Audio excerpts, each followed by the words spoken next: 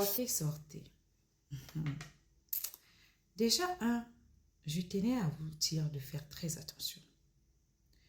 Vous avez parmi vous les produits, les appareils, bref, tout ce qu'il faut pour ne pas concevoir. Vous avez des implants, des pilules et j'en passe.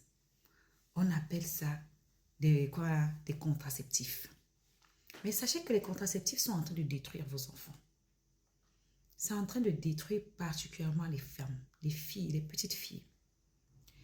Avant-hier, je suis restée dans mon live et il y a une jeune petite fille qui est restée. Il y a une dame qui est venue me dire que sa fille de 8 ans saigne.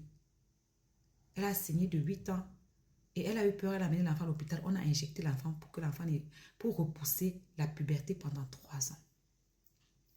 Pendant les bonnes 3 années, on repoussait la puberté. On a arrêté quand elle a eu 11 ans et maintenant elle a le flux abondant. J'ai donc vu une abonnée. Je lui ai dit que c'est pas bon parce que ça, à l'école, on nous a appris que quand un enfant est puberte vite, il risque de cancer de l'utérus, il risque de ménopause précoce et que ce n'est pas normal qu'un enfant qui commence à peine à saigner ait du flux abondant. Hier, j'ai eu la chance de rencontrer une cliente à moi qui est dans le domaine. Elle me dit que de nos jours, les enfants de 6 ans, 6 ans d'âge sont déjà en, en puberté. Elles saignent, elles ont des poils, elles ont les loulous. Et qu'il ne faut surtout pas arrêter. Il faut laisser la nature faire ces choses. Au pire, quand un enfant saigne avant ses 12 ans, il faut l'amener voir ce qu'on appelle en français un généraliste pour qu'on puisse l'injecter le papillomavirus. Le papillomavirus, c'est une injection qui permet de prévenir le cancer de col de l'utérus. Parce que comme le col de l'utérus reçoit le flux sanguin et ça use, pour éviter que ça lui use tout, il faut donc prévenir. À bon entendeur, continuez avec vos produits que vous prenez. Bois, c'est ça. Oui. Ce que vous, les contraceptifs là, ça reste dans votre corps, ça rentre dans votre sang, ça modifie votre métabolisme, le sang et tout, vos hormones, vos ovocytes et tout. Et à un moment venu, quand vous faites des enfants qui sont susceptibles d'être malades. C'est pour ça que l'infertilité est en train de gagner le monde. Est-ce que vous m'avez entendu? On va aller chez Sarah Messon. Moi, l'enjailleur est mariée depuis.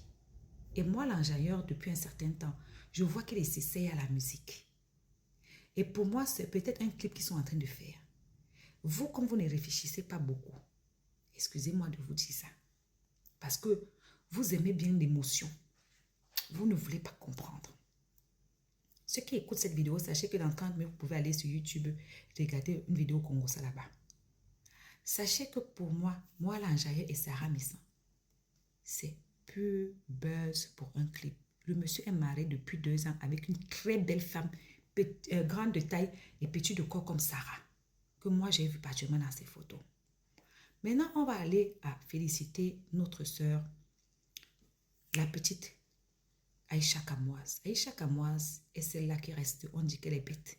Parce que quand tu fais le Congo, ça, tu n'as pas de vie. Tu as raté ta vie, tu n'as rien à faire. Aïcha Kamoise, petit à petit, l'oiseau fait son nid. Dans millions et millions là, elle a ouvert une société, une boutique. Dans millions et millions là, elle est en train de construire au pays des immeubles. Dans millions et millions, elle a acheté un pavillon. Oui, un pavillon que beaucoup n'ont pas ici en Europe. Elle a réussi à acheter ça. Un très beau pavillon. Cette maison-là, revenez la voir dans 2 ans, vous allez ouvrir vos bouches. Et puis cette catégorie de personnes qui me dit que le mari de Tidza est que depuis hier, on a parlé de sa nomination ici. Si vous êtes en retard, ce n'est pas de notre faute. Bref, on se prend dans 30 minutes sur YouTube, non, à bisous.